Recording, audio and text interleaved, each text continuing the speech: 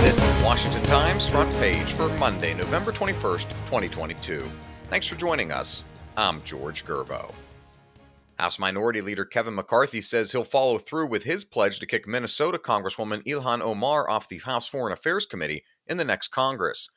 Kerry Pickett reports Omar would lose her committee assignment because of comments against Israel and likening the Jewish state to Nazi Germany. She's among a handful of Democrats whom McCarthy will kick off of committees for various offenses if he becomes Speaker. McCarthy made the comments at a Republican Jewish Coalition event in Las Vegas on Saturday. High inflation and rising interest rates are creating one of the worst housing markets since the 2008 crash. Dave Boyer reports sales of previously owned homes fell 5.9% in October from a month earlier, according to the National Association of Realtors. It's the ninth straight month of decline.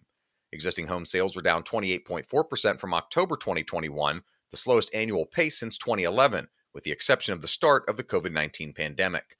The streak of declines is the longest on record, forcing buyers and sellers out of the market because of higher prices and fewer homes available. Despite the slowdown, home prices continued to climb last month.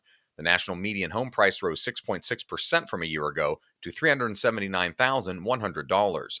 That was 8% above its peak in June, but still 40% above the level from before the pandemic.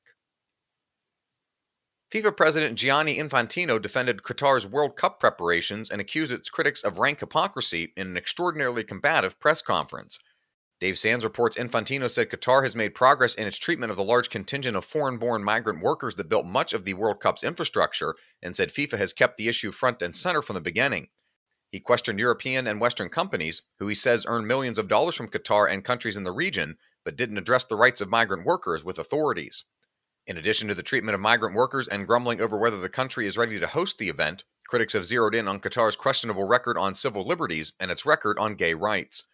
The consumption of beer has also been an issue in the alcohol-strict Islamic nation, with it not being sold in World Cup stadiums, and a fan area outside where it's permitted has been moved further away and is subject to crowding problems. You can read all of these stories at WashingtonTimes.com/front page. You can also find the entire lineup of news, commentary, and sports podcasts at WashingtonTimes.com/podcasts. Attorney General Merrick Garland has appointed a special counsel to investigate former President Trump. Susan Ferricchio reports that counsel, longtime federal prosecutor Jack Smith, is part of the government's criminal investigation.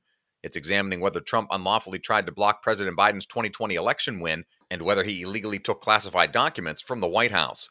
It opens the door to a years-long probe that will drag into the 2024 primary campaign and potentially culminate in criminal charges. Smith led the Justice Department's Public Integrity Section in 2014 when it prosecuted and convicted former Virginia Governor Bob McDonnell and his wife Maureen on corruption charges. And finally, rapper Fontrell Baines is pleading for leniency from a federal judge in a pandemic fraud case. Stephen Dinan reports Baines recorded himself submitting bogus unemployment applications during the pandemic and then posted the footage of his crime on YouTube as a rap video titled EDD after California's jobs agency. Baines was stopped by police in Las Vegas in September and was found with unemployment benefit cards in others' names.